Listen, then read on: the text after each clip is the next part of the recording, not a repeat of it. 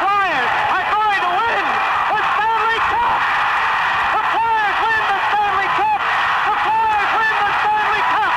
The Flyers have won the Stanley Cup! And that's the way it was in 1974 as the Philadelphia Flyers flew off with the first Stanley Cup ever captured by an expansion franchise in the NHL. But as the 74-75 season started, the glories of the past meant nothing.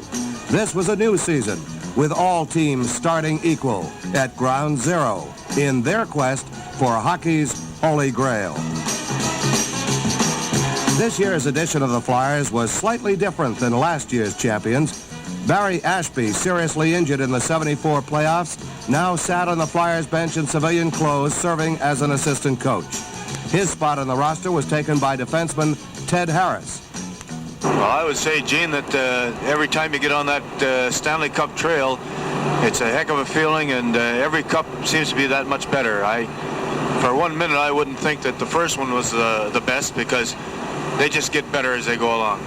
To me, it was kind of a rebirth. It was a new life for me. I just have enjoyed my year so much. It's unbelievable. I've learned a lot of hockey. Even at my age, I'm always learning, and I just have enjoyed my year tremendously. I'm just looking forward to be able to take a little sip of champagne right out of that big silver thing. And Reggie Leach, another off-season acquisition, added a new dimension of firepower to the potent Philadelphia attack. It's good. It's great for me this year to win. Last year I played in a losing club, and I think it's the best thing ever happened to me, and I'm really happy to be here with the Stanley Cup winners this year. I think there was a lot of pressure on me. Like, I played with Bruins when I first broke in, but I only played 3 games, and but I think this year, especially in the final, I think there was a lot of pressure because I never played, for big stakes like this before, and it was just one of those things that. I don't think I really had that good of finals, but I think I'll come across next year for the guys. But the Flyers' Stanley Cup defense got off to a slow start as the much-improved Los Angeles Kings handed them an opening night defeat 5-3 at the PAC Spectrum. 2 nights later, though, the Flyers cranked it up against Buffalo for their first win of the season. The Flyers are attacking with tremendous ferocity here, perhaps the sting of the careless play on Thursday night against the Kings. Chris blocks a shot at center, stolen away by Jimmy Watson, gives it away to the Buffalo defense. They shoot it down into the Flyer zone. The icing is waved off as Moose gets it DuPont before it hits the goal line. Now it's up to Chris, breaking with Dornhofer. Chris right on in, score! Barry Chris scores for Pace of Pacey Cake, and you knew it had to count as they were really pressing, and DuPont set Chris away on the left side, broke in over the line, and fired it home for number 1 of the year, and it's 1-0 Flyers.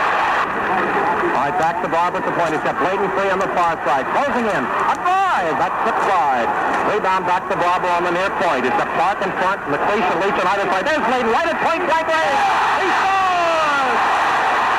Bobby Bladen right in at that 6 shot of his from the top of the circle for a case of Casey Cake, and it's 2-0. Colton Carrier right in front, still pounding away, and it's Kelly up at center ice to Dave Schultz. Breaks with Chris on his left. Over the line. Through to Chris for great pass, and Kelly gets score!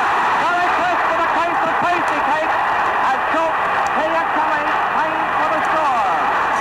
After splitting the first 4 games of the season at the Spectrum, the Flyers took to the road and won their first away game of the year, beating the Penguins 6-3. With Wayne Stevenson in the nets for Philly, the score was tied after the second period.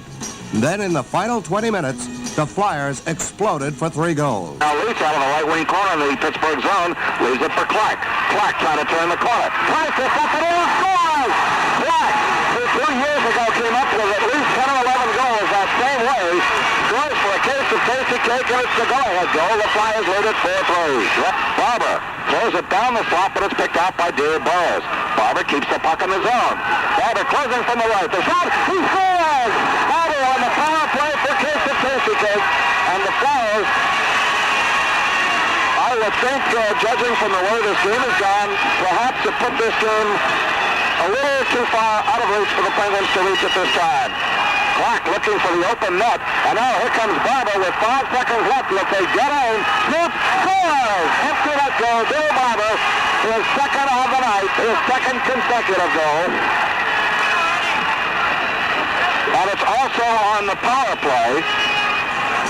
On October 26th, in the far western province of British Columbia, the Flyers trailed Vancouver 2-0 after the first period.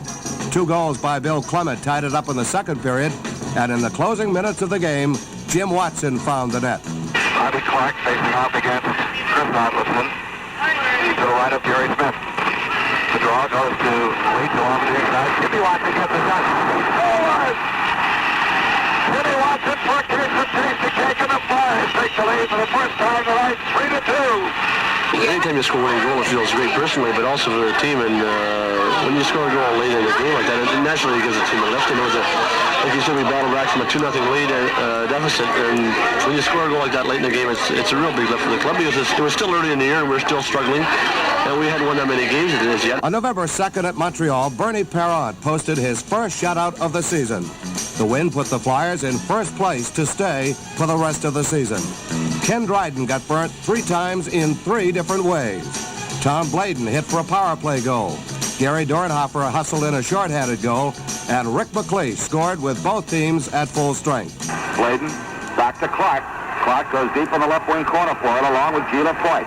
Clark wrapped up, but Barber's there. Gets it out to Bladen. On the forehand. The drive. He scores! Bladen for a case of tasty cake, and the Flyers take a 1-0 lead at 12:23 of the first period. Here's Lonsbury out the right side. Lonsbury off the boards for Dornhofer. Dornhofer's got an opening along the right lane. Across the line. He scores! Dornhofer scores for a case of tasty cake. A short-handed goal, and the Flyers have upped their lead to 2-0.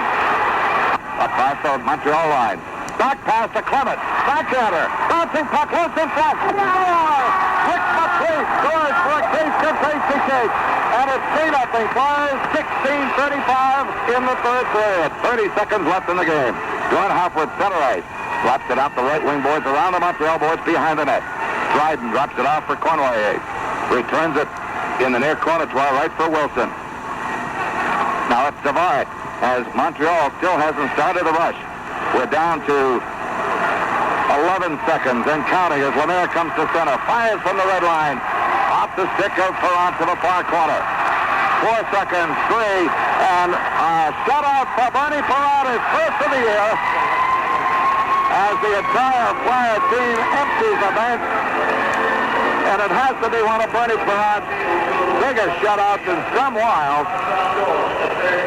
And so at the end of tonight's game, the final score, Flyers 3, Montreal nothing. We'll be back with a recap after these words. On November 9th, the Washington Capitals played their first game ever at the Spectrum, and true to form, suffered their first loss in the city of brotherly love. It was a night for firsts, as Orest Kimdichuk scored the first penalty shot goal in Flyers history. Williams feeds up the right wing. Now coming out of his own zone. To center ice. Kimdichuk breaks up the play off of Nicholson. Kimdichuk, a partial breakaway. Shoots, and we've got a penalty coming up. It should be a penalty shot as he was tripped up from behind. Delayed penalty being called against Washington. Kimdichuk finally loses the puck, and Williams, and it's going to be a penalty shot. It's called by Dave Suchet, a penalty shot against Washington, and Kimdichuk will take it. Well, there's no doubt at all that that was a penalty shot, and I think it would have been an injustice had it been otherwise. Kimdichuk stole the puck away about 5 feet outside the Washington line, was clearly ahead of the pack, when as he got in on goal and took the shot, he was yanked down from behind, and there was a long delay while the Flyers had control, and finally he took it in. The last and the only Flyer penalty shot in the history of their club came last March 7th here against Detroit, and it was taken by Bill Clement against goaltender Richardson, and Bill shot wide. It is the third penalty shot in Flyers history coming up. The other was taken earlier by Rick Martin when he scored against Bernie Perron in the same building. So oddly enough, the 3 penalty shots in the Flyer history all here at the Spectrum.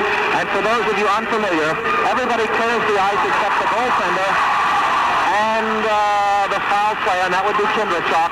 He must make, as the book reads, one continuous move to the net. There are no rebounds. He can't go around the net. He's got to make one drive. The goaltender may not move until the player starts from the center ice circle in on the net.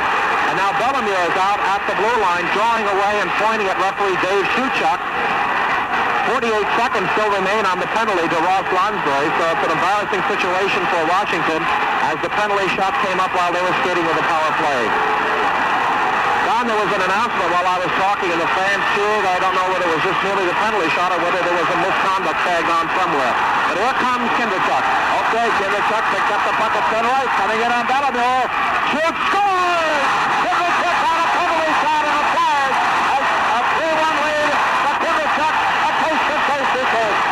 There it is on Flyer history on this, the 9th of November, Saturday, 1974. The Flyers' first successful penalty shot by the little R.S. Kinderchuk. Well, the first thing, when I went out there, and all I could hear was it seemed like a million people screaming. And I think one thing that Bernie always used to tell me, he says, if you're coming in on a good shot, a breakaway, whatever, shoot the puck. Shoot it. Make them stop it. Deke, you might lose control of it. So I was coming in over the blue line, and I wanted to get up a good head of steam, and I came in fairly fast, and I think Mike maybe knows me, Bellemere, and I faked a shot to the low side and went up about high side on the stick side and put it in. And then after it was when I saw it hit the mesh, I couldn't believe it. I really couldn't believe it. Here was a penalty shot. And you know what the ironic thing about that thing is? I think it was a game-winning goal.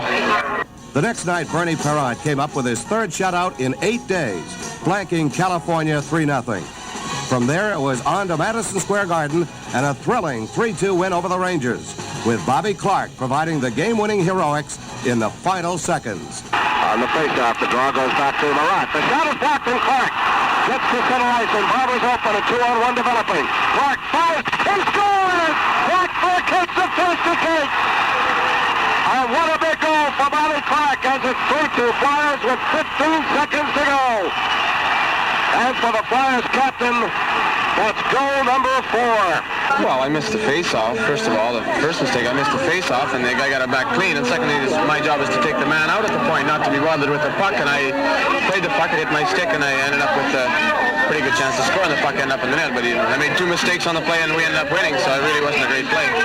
On November 23rd in Toronto, the Flyers halted a 2-game losing streak with a 4-goal outburst in the first period. All set to go, face off in the Toronto end. McLeish back to Bladen. Bladen trying to go wide to the right, puts it in the right wing corner. Turnbull's there. Up their left wing, but Bladen from the right point. Knocked down by Faval. Score! Bobby Clark off the backhand on the rebound. And the Clark is facing safety case. And the Flyers go ahead 1-0 on their 18th power play goal of the year. Joe Watson will start out the left side. Lead pass goes to Joe. Ahead for Clark. Now here's Leach. Deep in the right wing corner. Has to go behind the net. His centering pass is blocked very smartly by Doug Favell. Now it's Clark. Out to Leach. Scores! A drive by Sealy is blocked away on the breakaway. Bill Barber. Throwing it on Favell. Barber scores for face-to-face to take the Flyers. Take a 3-0 lead on the short-handed goal by Bill Barber. Chris Selesky, Kelly on for the Flyers. Puck put behind Favell. Kelly's there. Out front. Score off the stick of Jim McKinney, but Kelly will get credit, and it's 4-0 Flyers. The next Flyer game was a tough 4-3 loss to Atlanta. That setback lit a fire under the Broad Street Bullies.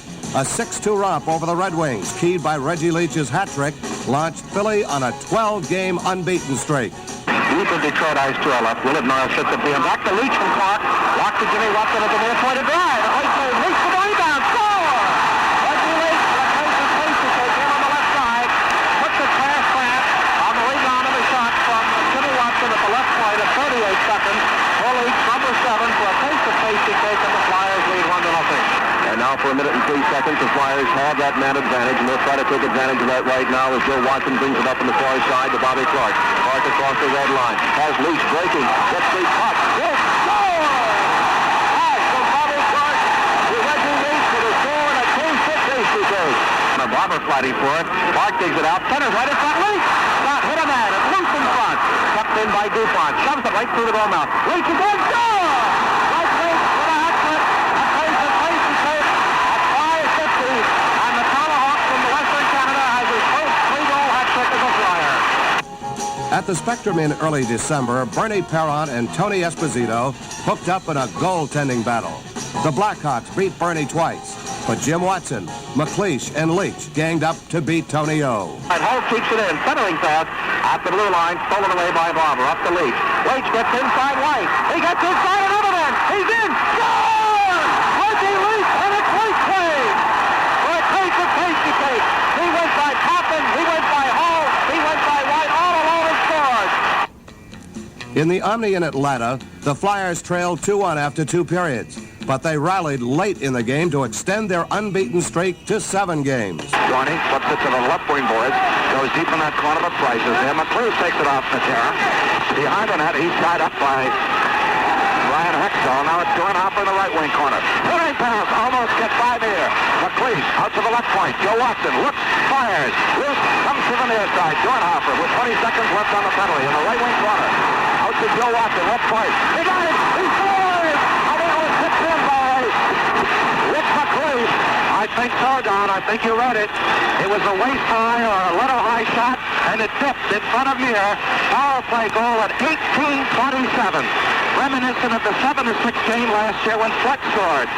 And it was McLeish's. We got a chance to see it again. And for Rick, with 1:33 left in the game, it's 3-2 Philadelphia. It was the night after Christmas in the Capitol Center when Philly ran its unbeaten streak to 12 with a 4-1 win over Washington.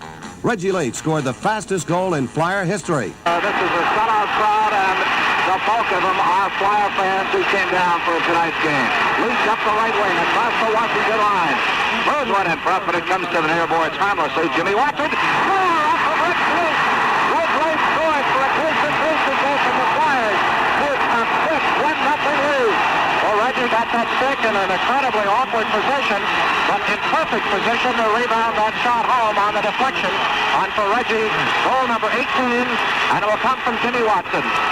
And we do not have a time clock here, so we'll have to be informed as we go along. Loose puck comes to the near boards on the right wing of the Flyers zone. Trying to dig it loose is Peter Framboy.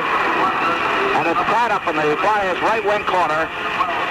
12 seconds, a brand new Flyer record for the quickest goal from the start of the game, and Reg Leach breaks still another record. On December 29 in Buffalo, Bernie Parent was brilliant in goal. Despite being outshot 33-17, the Flyers won 5-2. On New Year's night, Bernie was brilliant again as he handed the Vancouver Canucks a sobering 2-0 shutout. Bill Barber and Ross Lunsbury scored third-period goals for the Flyers. DuPont, no shot. Hit the Leach along the near side. The Clark, the Barber in front. They get the shot. It goes to Leach. A backhander, roll free. And Smith kicks it to the far corner. Trying to get it out, and not doing so is Daly. Inside the Barber. A shot, score! On the right, face-off tackle. Billy Barber for a case of tasty cake with 3:44 left in the game, and it's 1-0 Philadelphia. But the new year didn't continue all that bright for the Flyers. They were outscored 16-4 in the next 4 games and were held winless in that span. They returned to their winning ways against California at the Spectrum. Despite giving up 8 power play chances, the Flyers held on to register a 2-1 win on Andre DuPont's third-period game winner. He's got Hampton with him over the line, poked off the stick, and carried to Lansbury. Up to DuPont, who comes out of the penalty box. Breaks in against Fig. Shot. Simmons to Smith. Rebound out of front, and they score! DuPont for a case of tasty cake. And look at Moose Dividend. So we haven't seen that in a while. Moose DuPont gets the goal for the Flyers, but his 5th goal of the year. For the first time in his Flyer career, last night coming back on the starter were Mama and Papa DuPont. They're seeing their son play their first game at the Spectrum, and they've had the honor of seeing the DuPont shuffle.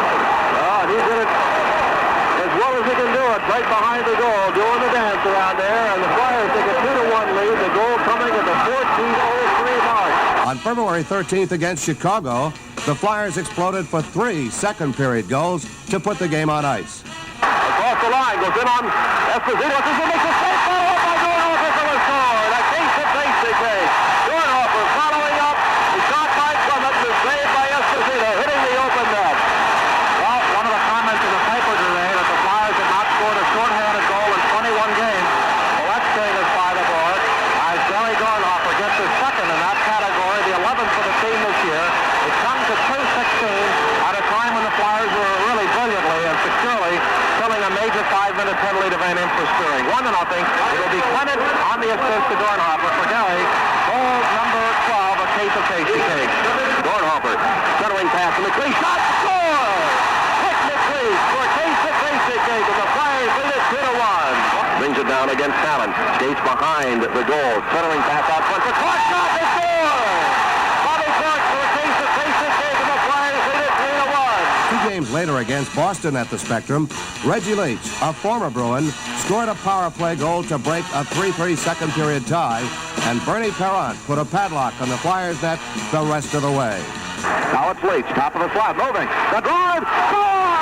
Replace the case of tasty cake, and Leach the rifle has struck again, this time for goal number 28. Toward the end of February, the fast-charging Rangers had closed to within 4 points of the first-place Flyers.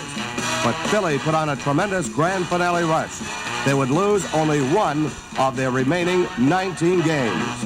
Gary Dornhofer is with us, the veteran Flyers right winger. And Gary, I was wondering if you could relate your thoughts to us about the Flyers' great stretch run. We hit a bad stretch there in February where things weren't going as well as they could. I think it was a combination of not everybody, playing as well as they could. Consequently, the Rangers, they pulled it within 4 points of us, and I think once we all realized that the Rangers could overtake us, and we started to put it all together. And that last stretch where we went 14 games without losing, I think it was just a combination of 20 guys going out there and really doing a job. And as we got closer to the end of the year, then I think we all felt that we could also clinch the top points, for all the teams in the National Hockey League, and that's exactly what happened. On March 2nd, the Flyers trailed St. Louis 2-1 after the second period. Then in the third period, the gang from Philly shook the Blues and scored 3 goals to win. That resounding victory began the Flyers' incredible end-of-the-season blitz, which saw the Broad Street Bombers go unbeaten in their last 14 regular season games, easily capture first place, and roar into the playoffs with super momentum. Bernie Parent continued to sparkle in goal, and the entire Flyer team defense was awesome. On March 22nd, Parent stopped Minnesota 2-0 for his 12th shutout of the season. The next day, Montreal's Ken Dryden battled Bernie tooth and toenail, but in the end, Ross Lansbury's second-period goal proved to be the game winner. Lansbury gets the rebound against the back boys right behind the goal, trying to skate away with him to the right wing corner, but he's covered in there by Risebro, and finally Lansbury comes up with it, goes right, and he's shot the score! Ross Lansbury for a case of tasty cake, doing it all by himself. There's a play, and what he did, he circled out of the corner, took the puck away from Risebro, as Ralph so well described. He had Clark in front, but hooked around the circle to the left front of Dryden, and saw a little opening as Dryden gave him the short side, and he fired it right along the ice, and Ross Lansbury with his 5th goal in 4 games, reaches 20, and it's now a 2-1 game, the goal at 11-12, Ross Lansbury for a case of tasty cake, and maybe a guy named Clark will get one assist. Oh, I'll tell you, Ross got 2 in the third period last night, so he is broken out of that slump. On the assist, so Bobby Clark keeps his consecutive game scoring streak alive at 13 games with a new Flyers record. And a 78 assist by a center, breaking the old record by Phil Esposito. So that was a bonus goal. It brought a lot to the Flyers and gave them a lead once again. The Flyers ended their triumphant 74-75 regular season in a blaze of glory over the Atlanta Flames 6-2. Now, the second season was about... It was much tougher this year because last year I think we snuck up on a lot of people, didn't realize that we're good enough to win anything. And then when we won it, they realized maybe we have something. So right from the start of the year to the end of the season, everybody was pointing for us. So I think this year was more satisfying to me. Our team actually wasn't better than last year. We lost Barry Ashby. We never replaced him. But I think they read our system better, and our discipline was better, and we won first, and we won the playoff. Where last year, I think we fooled a lot of people. In fact, I remember going in that Boston series. It was almost ridiculous. The series is over, and they didn't even wake up yet. They didn't realize that it's even humanly possible for us to win. But this year, everybody figured we had a good team, and they're going to beat us, and they didn't. So now the regular season was over. It was time once again to get down to the nitty-gritty of defending Lord Stanley's blood, sweat, and tear-stained goblet. If ever a team were ready for Stanley Cup action, Philadelphia appeared to be that team. An unbeaten streak of 14 straight going into the playoffs. Home ice advantage throughout the series. And a brief wound-licking respite as the 8 non-division winning teams played a 3-game elimination series. The Toronto Maple Leafs, whose mediocre season barely qualified them for the playoffs, made a madman's dagger thrust for instant stardom by whipping the LA Kings in 3 games. But their shining rapier blade was quickly blunted, then broken by the high-flying Flyers. Game 1, Philadelphia 6, Toronto 3. Game 2, Philadelphia 3, Toronto nothing.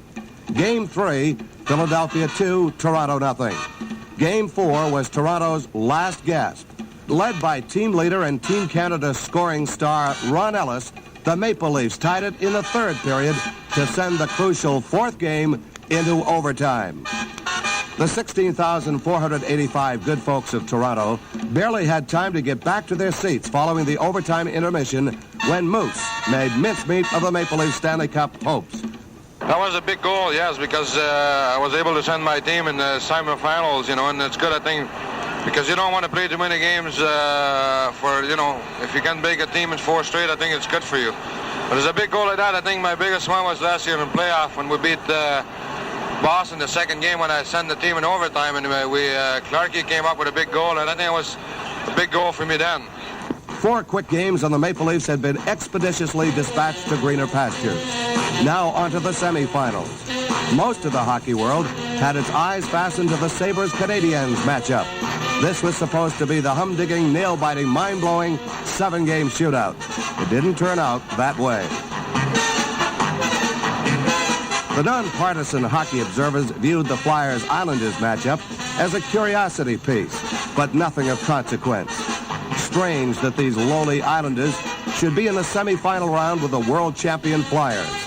True, they faced double match point against the Rangers and won. True again, they fought back from a 3-game deficit to defeat Pittsburgh in a series that even chilled the hearts of Penguins in Antarctica. But all the same, it still seemed strange, and strange it was.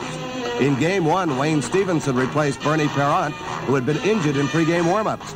He not only shut out the Islanders, but also assisted on the first Flyer goal. Out there is Saint Laurent with Howard and Nystrom as the Islanders come up the center ice. Play nicely speared off by Blade. Now Saint Laurent tries to penetrate. Harris lost the puck for a minute. Still in the Philadelphia zone. Now behind the net. Howard bumped off nicely on a cover-up by Bladen as the Flyers break out on the right side. Zaleski with Kindrachuk and Kelly fires the blue line and scores! The Flyers take a 1-0 lead on a goal that should never have gone in. Glenn Resch simply blew it. He partially slowed it down as he went down with the stick and the glove, simultaneously loaded the far corner, but the momentum of the drive eluded him and popped into the far corner, and the Flyers have taken a 1-0 lead. Don Zaleski, who saves his biggest goals, it appears, for the playoffs. Well, that's the Big Bird's first of this year and his 3rd overall in playoff hockey. Big cheer for Zaleski as his name is announced. Stevenson gets an assist. And Ted Harris, the other assist. Bill Barber and Bobby Clark added 2 second-period goals. Dornhofer choked off along the boards by Gillies. McLeish penetrates in the right wing corner. Centering pass, loose puck in front. Shoots, the drive, knocked down. Barber scores! Bill Barber scores for Casey Cape, and the Flyers lead 2-0. 4 seconds and Clark will be back, and his return will be a big help. One of the top penalty killers in the National Hockey League. Clement forechecking, Clark steals, shoots, scores! A short-hander goal for Bobby Clark just as he comes out of the penalty box, and the Flyers go ahead 3-0. Clark for a case that Casey Cape. What a move he put on Resch. He undressed him, and then he just tucked the puck in the far corner, and the Flyers go wild. In the 3rd period, Rick McLeish scored the game's final goal. All right, the face-off. Handled by Chris Pavlich. Clark gets it. Rolls to the far wing into the boards to Dornhofer. Back to Bladen at the point. With a shot. Westfall picks it up. Rebound to Clark in that far circle. Holds. Still holds. Right in front to McLeish. Right in front. Score! Rick McLeish for a case of pasty cake on a great setup from Clark at 1:34 power play goal, and it's 4-0 Philadelphia. In Game 2, the upstart Long Islanders forced the champion Flyers into overtime. But in the sudden death fourth period, the Flyers played with Clark-like precision as Bobby Clark scored the game winner. Cannon starts out through center right. Gets by one man. Hits Lonsbury across the line. Lonsbury shot. This puck in front. Oh! The Flyers have won it in overtime, and I think it's going to be Bobby Clark. The Flyers have won it in sudden death overtime. The final score is 5-4. And the whole Flyers bench empties. I believe it was Bobby Clark. After missing the first two games of the semifinals, Bernie Parent returned from an injury to his right knee and shut out the Islanders in Game 3. Reggie Leach beat Islander goalie Glenn Resch with a quick backhand shot just 30 seconds into the third period. And Bernie made that one goal stand up the rest of the way. Leach tries to play around Marshall by jabbing it off the boards. The puck goes away, but Marshall takes out Leach, and back comes Saint Laurent on the far wing. Avoids Van Impe's track. He could have been cut in two as the puck rolls free to the right of Perrant. Wound around the near side by Leach to Jimmy Watson. Challenged in there by Howard. They get it to Leach, up to Leach from Clark. Clark going to turn the defense. Right on in, and they scores! Reggie Leach with a great backhander from the left wing circle to the long side for a case of pasty cake. That win made it 21 games in a row for the fabulous Flyers without a loss. Sooner or later, it had to happen. And Game 4 was as good a time as any. Like the ancient mythical phoenix, the great bird which rejuvenated itself from its own ashes, the New York Islanders rose from the rubble of ruin to defeat Philly in overtime 4-3 on a goal by Jude Drouin. That made the series stand 3-1 in favor of Philly. Okay, once is coincidence. But what's two in a row? Now Potvin up the middle, comes to the Flyer line. Right throw on the left side, the Parisi shot, score! Puck rides wide of rest to the far side, controlled by Dennis Potvin. He passes to Fortier on the left side, and now ahead on the right wing to Harris across the Flyers line. A big shot, score! Harris, we're down to 2.5 minutes left in second period play. Right wing corner, Kinderchuk, but it's broken up, and here comes Parisi with Drouin and Westfall. Drouin across the line, cuts around Bladen, moving in, scores! Drouin moved around Bladen, and now we have a 3-0 game, and the script team is just as last night's was. Now Nyson steals it from Joe Watson. Complete breakaway. Score! And the Islanders are just making a shambles of the champions. Complete breakaway for Howard, going in all alone on Perrant. Shot! It's score! And it's 5-1, and Gary Howard has some fun. Preposterous was the mumbled cry from the box seats at the Spectrum. Poppycock echoed the second balcony. Horseradish roared the upper tier. It seemed impossible that this ragamuffin band of New York Islanders would force the Philadelphia machine to 7 games. And yet it happened. In Game 6, defenseman Jerry Hart hit a third-period goal to even the series at 3 games apiece. Before the 7th game, the Flyers were self-admittedly scared.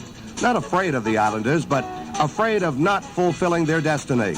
The mystical magic of the Islanders was such that it seemed some big black Long Island raven had come rap-tap-tapping on the locker room door, and, quoth that raven, nevermore. Even the Flyers' wives were apprehensive. Couldn't believe it.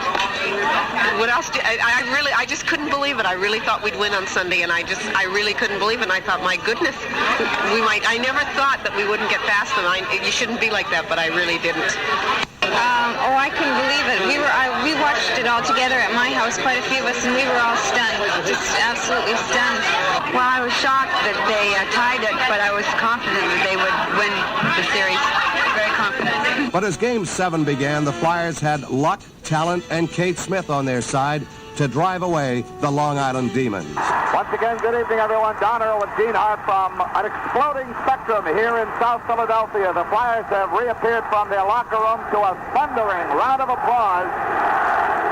And the sound of "Let's Go Flyers" and the sound of "Bernie, Bernie, Bernie" are echoing throughout this hallowed building. Hallowed because this is the home of the Stanley Cup. The Flyers hope to make it the home for the next 12 months. And down to our left, there is an organ, and there is a microphone, and there is a green carpet, all of which means that Kate Smith is in the building in person. The record going into tonight's performance. 42 wins by the Flyers, 3 losses, 1 tie. And superstitious or not, you can't refute the response the Flyers have come up with every time either her record of God Bless America has played.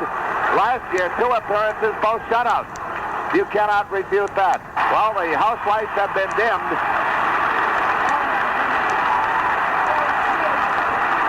And Kate Smith, accompanist, has come out and soon to be joined, I'm sure, by the announcement of the PA announcer, Lou Nolan, of the arrival of Kate Smith. Here it is.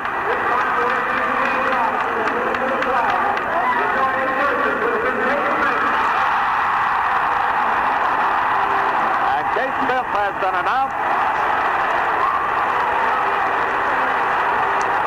For whatever reason, Ed Westfall is standing right by the microphone as Kate Smith is greeting her admirers here at the Spectrum.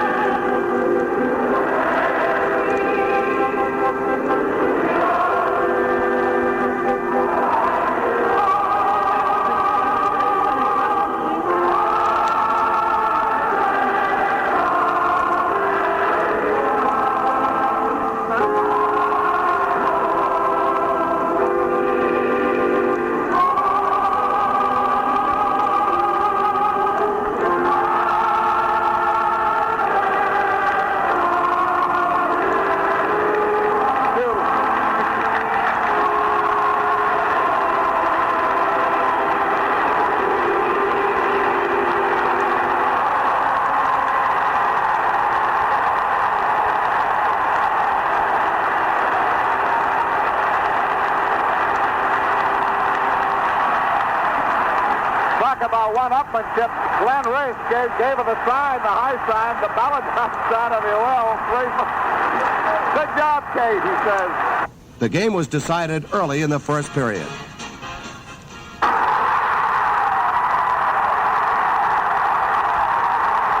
Well, you just missed the Flyers score. Gary Dornhofer stealing the pocket center right, going in alone, and finding it home for a case of Casey Cake at 19 seconds. Clark digging it out. Back to the point to Billy Barber. Barber with a shot. Right on, he scores! On a tip in and front for a case of Casey Cake. Well, Bill Barber really cranked one up from the left point and did change direction on the way in. I don't know who's going to get credit. McLeish is bumped. Breaks off the check by Lewis. Over the line. He's got a man breaking in on the far side. A shot. Score! I think it was Bobby Clark who tipped it in because that puck was starting up and then deflected down behind Rush and the Flyers and scored on 2 successive power plays. The play that had done a glimmering for 18 straight has now come alive again, and it is 3-1 Flyers. And then in the final period, Rick McLeish put a final black curtain on the Islanders' black magic with this hat-trick goal. The Islanders keep it in up on the far board. The Flyers lift it out to center. McLeish with Barber. 2-on-1. McLeish shot. Score! From center ice. The hat-trick for Rick McLeish, and the Flyers are going to be in the finals. And now came the time that all good Stanley Cup defenders look forward to the most. Actually defending the Stanley Cup. In the finals, it came down to this. Either the Flyers win and keep the cup in Philadelphia, or the Sabres take it and shuffle off to Buffalo. Game 1 at the Spectrum in Philadelphia went this way. Remember? He's bumped off by Point. Out there, standing up at the point. Lines up, shot! Wide in front! Score! Billy Barber! Billy Barber on the rebound. He was was right in the right spot at the right time, standing in the slot about 10 feet out in front of this garden. He was there, he got the rebound in his stick and pushed it right past him, and the crowd here at the Spectrum is going nuts. The goal coming at the 3-minute and 42-second mark of period number 3 at long last. Somebody has pulled the finger out of that dike, and the Flyers are the ones to get the benefit as Billy Barber gets the goal. And for Billy in the playoffs now, that is his 5th goal of the year. Clark looking for a pass, looking. He's got Leach in front, still holding. Back to the point. Clayton with a drive, right on. The rebound, Lonsbury scores! Ross Lonsbury for a case of face to take. Very much like the last time. This time it was a different combination of people. Tom Bladen from the right point. The rebound comes out. Ross Lonsbury standing right there in the slot again. Pass went from the right wing out to the right point to Bladen. His shot knocked away by Desjardins with a stick. Bounced right back out in front and follow for the right hand by Lonsbury for the goal. And for Ross now in the playoffs, that will be his 3rd goal. Mike shot fell loose in front. Clark an open net scores! Woo. Didn't take long as Bobby Clark getting the draw and finding himself in the slot open and getting Desjardins, the goaltender, down and out of position, falling down over his right shoulder, and Clarkie having the open net with the right hand. Easily pushed it in, and the Flyers suddenly take a 3-1 lead, and it just took them a couple of ticks on the clock to get it. Place Clark, Jimmy Watson, Barber, and Van Imp. Buck rolls to Gavermont. Over skates. Clark has the open net to shoot at. At the line. Got a man with him, Barber. Barber has the open net. Scores! And that's it. With 58 seconds to go, Billy Barber is second of the night from Bobby Clark at 19:02, and the Flyers lead it 4-1. Game 2 was another beauty, as Bernie Parent proved he could be bent, but would not break. Games 3 and 4 were played in the murky, misty, fog-bound perimeters of Buffalo Auditorium. The Flyers lost them both. Rene Robert scored an overtime goal to win Game 3 5-4. To Perot at center ice. Perot down, catty corner in the near corner. Oh, Martin with a shot. Right wing board wins it for Buffalo. 5-4 at 18:29. And the Sabres evened the series at 2 games apiece with a 4-2 win in Game 4. Unless you had a pair of infrared glasses or a sniper scope, you probably missed much of the late action.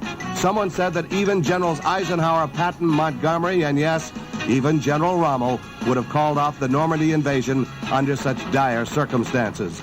The heat made, a big difference. And plus, the fog. The fog was, to me, was the biggest thing because you don't anticipate as well as you should be. And please take your seats. And I think that has to be the reason why we lost against Buffalo in the 3rd game.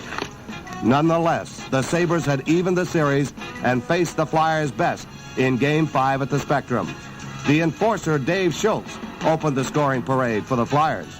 And then the Flyers took charge midway through the first period when Gary Dornhofer and Bob Kelly scored 19 seconds apart. Buffalo was all but defeated when Reg Leach scored on a power play with only 1:55 gone in the second period. And then a few minutes later, Dave Schultz put the icing on the cake with his 2nd goal of the game. Bernie Parent lost his bid for a shutout in the 3rd period when Don Luce slipped the puck past him late in the game. But Philadelphia held on for a 5-1 win in Game 5. The Flyers returned to Buffalo for Game 6. In both previous appearances here, the Flyers seemed to be playing in a figurative and literal fog. This time, it was different. In the first period, both teams had their chances, but neither scored. And here we have a partial breakaway. Ramsey, backhanded hit for post. Robert takes the shot, trying to go inside Jimmy Watson. Falls down. Bladen taken to the backboard. Centering pass in front, and Robert shot wide. We've got 1:19 left on Clements' penalty as Robert starts out. Gives it off to Perot. He's at full speed as he crosses the Flyers line. Man, can he move. The right side. Right face-off circles. Off the backboards. He's behind the fly net. Centering pass goes right across in front of Perron. Clark wins the face-off, but Jimmy Watson is pinched off. Perot out to Korab. The shot. Hit wide on the right side of Perron. Clark Trying to feed through to Watson, and does. Keeps it in the left wing corner. Centering pass. Great setup to Barber. But he can't get a stick down in time, and it's cleared the length of the ice by Craig Ramsey. Puck goes behind the net. Schultz tries to throw it out front. Now it's Clement in the left wing corner. Centering pass for Schultz. Schultz. DuPont. Great save. Closer. Oh, what a setup. That feeds inside, but DuPont clears it the length of the ice, and that should pretty much do it. 4, 3, 2, 1, and the first period is over with the score. In Game 6, the Flyers nothing, the Sabres nothing. In the second period, it was more of the same as Bernie Parent continued to disconnect the French connection. Right wing pass at center to Dornhofer, looking for Kelly. Dumps into the right wing corner. Bob is there, shot! And Closer the save, although he was out of position. Tries to center, knocks behind the net. Martin is there, right out in front. Where is it? And Perot back to Givermont. Shot, tip save, and then it's iced by Jimmy Watson. Storming at center, four-man rush, two Flyers back. Into the right side to Perot, shot, save by Ron. Rebound Robert is wide of the open corner as Perot went down. And then Van Impe coolly drives it off the right wing board down the ice. Out come the Sabres, 2-on-1. Perot and Martin with just DuPont back. Perot to Martin, in shot, saved by Perot, and he hangs on. Oh, baby! There was goaltending superbly done by Bernie Parent as he made the big save. 7:05 to go in the second period, still no score. Lee Fogelin getting his first shift on ice along with Gare, and Luce with Martin at the right point, hoping that Luce can get him the puck back. But no, it goes to Jimmy Watson, goes behind the net, dumps it up along the near side. That should do it. 2 seconds, 1 second, and the buzzer goes to end the second period with the score. The Philadelphia Flyers nothing and the Buffalo Sabres nothing. To begin the third period, Philly called in the hound, and it took Bob Kelly just 11 seconds to get the job Kelly done. bumped behind the net by Korath. Kelly has it. Oh, but he scores! Bob Kelly for case of tasty cake, and the Flyers are on the board. It's 1-0. The hound does it again. That was the actual cup-winning goal, but Bill Clement made it official with just 2:47 to go. Parent into a traffic jam, has to get back in a hurry. Korab at the right point as the Sabres gang. Kindrachuk blocks it, and it comes to the near side. Kindrachuk back to Clement, a breakaway. He scores! Bill Clement for a case of tasty cake, and it's 2-0 Flyers. From then on, it was all over but the shouting. On the face-off, it goes to the Flyer backboard. Then it cross-check from behind. Jimmy Watson trying to get a face-off. Puck is still in play. 3, 2, and the clock stops with 2 seconds to go. Oh, man. Bobby Clark realizing the Flyers are but 2 seconds away from nailing down their second consecutive Stanley Cup. Face-off, 1. It's all over. The Flyers have won the second in a row. The Flyers have won their second consecutive Stanley Cup. And the whole Flyers bench is off the ice. I'll tell you, they fought from adversity when they had to, and then won the big ones when they had to. And Bernie Parent was big tonight when he had to. Here's a guy literally that's gone from the bottom to the top in 1 year. A 53-goal scorer, 45 in the regular season, 8. And Reggie, you're here, and I just want you to express your feelings. Just super to be here, Don. I mean, the fat guy, I'm Gene. Don's the good-looking one. Just fantastic to be here on a winner, and I'm just happy. It's just the greatest moment of my life. Bernie, I'm going to make a switch. What has it meant to you having Ed Van Impe in front of you? Well, you get screened a little bit now. It's all right, though. It's all right. I'll take him anytime, yeah. And what has it meant to have him behind you? I'll tell you, when one of their players make you look foolish, it's nice to have Benny back there to bail you out and make you look good. Ed, I know it's been in your mind for years. So many comments. Well, the Flyers were lucky, the Bostons were down, and I don't think there can be any doubt now. 2 years in a row, and in the Buffalo's building, the best in hockey, and there should be no doubt about it. I think it proves something to ourselves, and I hope to the hockey world, Gene, because we always felt we're a good team, and we felt last year we weren't lucky, and by doing it again this year, 2 years in a row, we feel we proved to ourselves and to the hockey world in general that we are a darn good hockey team. Mr. Clarence Campbell, the president of the league, how many times have you presented this cup, and what are some of the memories over the years for you? Well, they are many, and I've had the opportunity of doing this. This is the 29th time, I believe. I've been present on other occasions when it's happened, but I never had the honor. I didn't have the honor of participating at that time. That's all. Some pretty great teams over the years have won this. Of course, there have been some fabulous teams that have played, and some very remarkable players. A Stanley Cup is really the history of the game itself, and probably the greatest aspiration that any true professional hockey player could have is to get his name on the cup. There have been lots of very great hockey players didn't make it. And regardless of what happens down through the years, that name, whoever name it belongs to, is indelible. No question about it. He is one of the greats of the game. If you get your name on that trophy as a participant in the series, and nobody can get on unless he's played, or at least or be an executive officer. But that's the real test. That's the thing that they pay off on. In addition to that, it's particularly significant this year because it establishes the authenticity of the Flyers' win last year. That's a first, and also it has another great advantage, and that is this is the first time two expansion teams have met in the final. And of the four semifinalists, 4 different generations, as we talked about before, and I think that says a lot for parity. I think it does. I don't think we have to debate that any longer.